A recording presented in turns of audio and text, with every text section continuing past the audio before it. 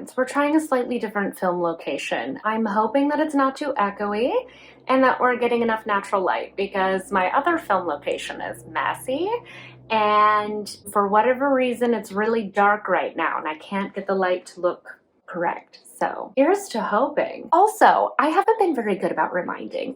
Please remember to subscribe if you want more content from me. Like this video if you end up enjoying yourself. Comment below. Let me know what you're reading. All the things. I literally, you can comment anything and I'll still want to talk about it. So like, is everyone keeping up with season 8 of All Stars Drag Race? Anyone? I'll take comments about that too. In my excitement and haste to film the actual content of this video and fill you in on my life, I completely forgot to let you know my name is Baron and this is my booktube channel, The Book Baron. Okay, now she's gonna rant for a little bit. Just hang in there. I did overcorrect a little bit on my makeup from last time. So last time I ended up going a little too vampy and then this time somehow I landed in between Nicki Minaj and Trixie Mattel on vacation in Hawaii. I'm not really clear as to how it happened. I think I went into a fugue state. Regardless, it's summer, so it is a summery vibe. So, what I wanted to do today, I made my June TBR a little late in the month, so I wanted to get this one out a little bit sooner than I had last time. And I also tried to make it a bit more realistic. I think last time I got really excited about a bunch of new releases, and then somewhere in the middle of June, I started panicking and going,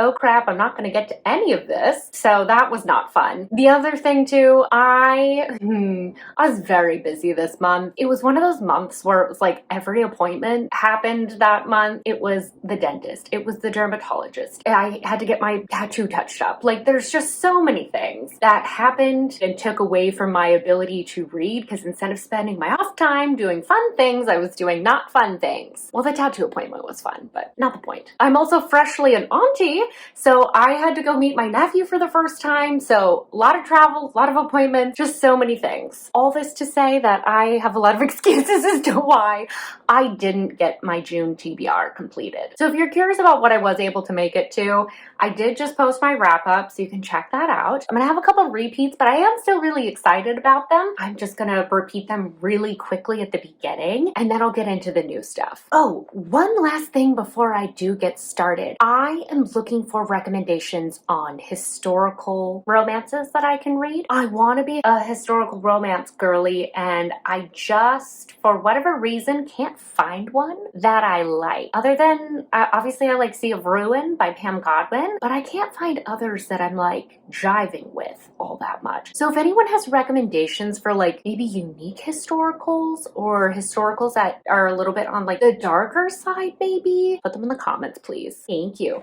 Now we're gonna start. Now that we're like 10 minutes in, now we're gonna start on my TBR. So for a repeat from last time, we have Pirates Queen by Riley West. So I just started this, so I will be getting to it this month. This is the first book in a new series. It's a newer release, and I found out that the author has autism, and she had a lovely little note at the beginning of the book that she like picked her typeface and the way she formatted everything because she had, I think, autism and maybe dyslexia in mind, something like that. I just thought that was so cool. I digress. This is a historical pirate romance slash fantasy romance. So Lucia is the queen of her realm, but her cousin just proposed to her. It was sort of like an arranged marriage situation. It was like expected that she was going to marry this cousin, but also this cousin is like the definition of the worst. He's truly terrible. Just a flop of a human being. He's basically a dictator. But with this proposal, that means that she either has to accept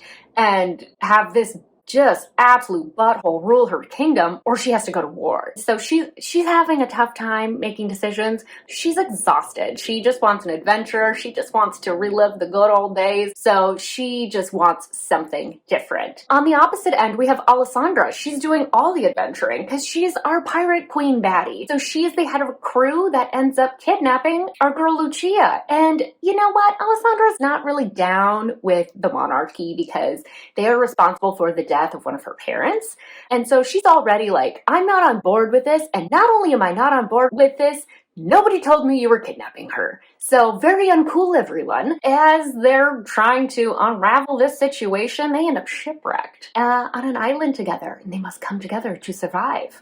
and potentially have a spicy little time of it. I'm like maybe 10 pages in, but already I'm having a good time with it. This is definitely one that I will be getting to. Tropes here, it's a sapphic pirate romance. It's gonna be enemies to lovers. It says it's historical and fantasy, so I don't know how strong the fantasy elements are gonna be, but it's definitely like made up kingdoms. So repeat number one. Repeat number two, Real Regrets.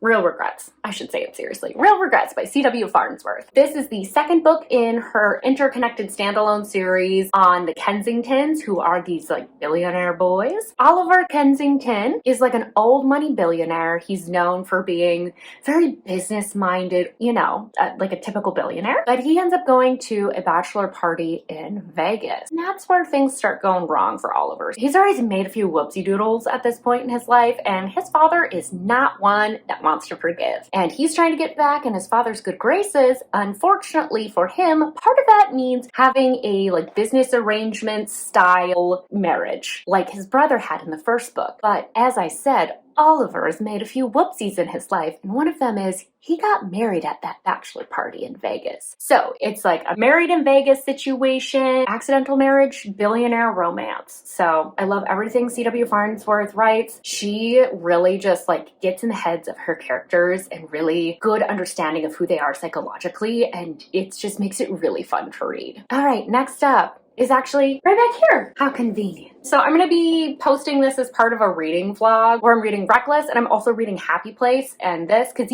this is like one of my most anticipated like new-ish releases. I really enjoyed the first book, Part of Your World, because I have family that's from Minnesota, and so I just thought that was kind of cool because I knew where a lot of this stuff was that they were referencing. Back to Yours Truly. So this, if you've read the first book, then this is following the heroine from the previous book's best friend, but I think that the characters are really the only thing that overlap. Again, it's interconnected standalones. So we've got Brianna. She's up for a promotion to be head of ER, and she loves her job, but she's pretty exhausted right now in her life. Her brother is having some health issues, and he needs a kidney transplant. And also she's in the process of getting divorced. Her husband was like cheating on her, and it's just been kind of like a rough go. And the hero for this book is Jacob, and he is a new ER doctor. And at the beginning of this, we find out he doesn't have a very good first day. He loses literally every single patient. The nurses don't like him. He's coming across maybe a little bit short with the other staff because he has anxiety. And so it's coming out in kind of goofy ways. Brianna finds out that he's also potentially up for this promotion, and she's like, what the heck? This guy's new. What is going on? I should get this job, no problem. So she already is like, you know what? He killed every patient. This guy kind of seems like a turd of a human. I don't like him. They also like have like other run-ins that are negative. One day they both are kind of having a rough day, and there is like a closet that Brianna goes to cry in when she's having a rough go of things, and Jacob ends up finding her in there, and they end up clearing the air a little bit through some notes that they start writing back and forth. And from there, a romance is blossoming. Jacob also has some like issues going on in his personal life. He moved ERs because his brother and his ex-girlfriend worked in the same department as him or in the same hospital as him, and then they got together after Jacob and her broke up. I've started reading just a little bit of this. I can't read one book at a time. I have a problem. So I've already started this one too. We've got a little bit of like a fake dating situation, a workplace romance, sort of a dislike to love situation. So again, I really liked the first book. It was just a fun take, I thought, on the country boy, city girl situation and needing to slow down. So I'm ready for this one. The next one is a little bit of a wild card for me. I want to know what's going on here because I'm curious. Fourth Wing by Rebecca Yarros. Yarrow? This book has been everywhere, and I've been hearing like mixed things. There are people that are like, this is the best thing to ever have happened to humanity in the bookish world. And then there's other people that are like, what are you talking about? This is incredibly average. I'm trying to adjust my expectations and not get too caught up in the hype. Also, it is this author's first fantasy book. I know that she's written quite a few romances, so I'm kind of expecting that maybe the world building will like lack a little bit, and the focus will be on the romance. That's kind of what I'm anticipating. We'll see if I'm correct. I really just wanted another fantasy, and I was like, maybe this can be my new fave like everybody else. Hopefully. That's always the hope, isn't it? So the plot, Violet is supposed to be going to like scribe school, but then her mom's like this warrior gal leader chick, and she's like, you know what? No. Actually, you're gonna become a writer. And Violet's like, wait, why? Because the death rate's really high, there's not enough dragons, and I'm physically not as capable as a lot of people. So this kind of seems like I'm being set up for failure. On top of that, there's a lot of people that don't like her in this like schooling scenario because of who her mother is, including Xaden, who is like training with her. So girlfriend's got to use some brain power in order to survive, because she's physically just like not as there with everybody else. Got enemies to lovers, a little bit of a magic school situation, sort of war college-ish, and a fantasy romance. So I'm excited to get to that, just to see if like is overhyped or if I like it. I don't know. It sounds promising, so I want to try it. We'll give it a go. All right, next up is a book that is releasing today. So I have been sitting in the couch reading this for a bit now when you're watching this. And that is Meet Your Match by Candy Steiner. So Candy Steiner wrote some of my favorite sports romances, and it was focused on college football, called The Red Zone Rivals. I absolutely loved it. There's little details that Candy includes that I'm like, Candy, did you write this just for me? One of the characters' favorite number is 13, and that's my favorite number. She's got a blonde tattooed heroine at one point. I was like, well, you can't see my tattoos, but that's not the point. But all that to say, I think she gave me another little nugget that's just for me again, that I'm so excited about. So our main guy is named Vincent Tanev, and for everyone who doesn't know, which is everybody, my husband jokingly calls Brandon Tanev from the Seattle Kraken my boyfriend, because I'm obsessed with him. I think he's just the best and the goofiest, and go Turbo. I was like, my Tanev? Fancy that, Candy, stalking me once more. You don't care about any of that. Let's get to the plot. So we've got Maven. She's been assigned to follow Vincent 24/7 because her like newspaper wants to do like an all access piece on him, because he's kind of like the new hot rookie guy. So I'll give you like 4 guesses as to what type of personality he has. Yes, you're correct. He's cocky, he's got money, he's a ladies' man, typical sports romance hero, but we love it. So the only problem with this is they already met and it didn't go well. They met at a gala a bit ago that Maven wrote a piece on, and it did not go over well. As part of the fallout, as part of the attempt to remedy the situation, they're doing this all access piece, and they're like, Maven, girlfriend, you gotta go write it. So we have some forced proximity, sort of a workplace-ish romance, and enemies to lovers. We've got sports. I don't know how much hockey's gonna be in here, so I'm curious, but I am a hockey gal, so I'll take what I can get. Just 2 more, folks. Hang in there. Next up is a recent release. It's Minx by Sophie Lark. I adore Sophie Lark. I have her Brutal Birthright series like right over there behind you, and I have special editions of the Kingmaker series coming in the mail. And I don't really buy a ton of special editions. I just don't own a ton of books in general. Own them like physically anyway. I have tons of ebooks. I'll say that. Like, I adore Sophie Lark. Her writing is so easy to just get into. It moves very quickly. Her plots are really fun. I am ready for this next one. Plot for this. So we have Ramses. He is a self-made billionaire. He's, as most billionaires are, used to getting what he wants. And he's decided that he wants our girl Blake. Blake, on her part, she's been aware of him for a lot longer than he's been aware of her, and so she's like, took you long enough, good sir. But they come to a certain agreement to engage in some certain types of games.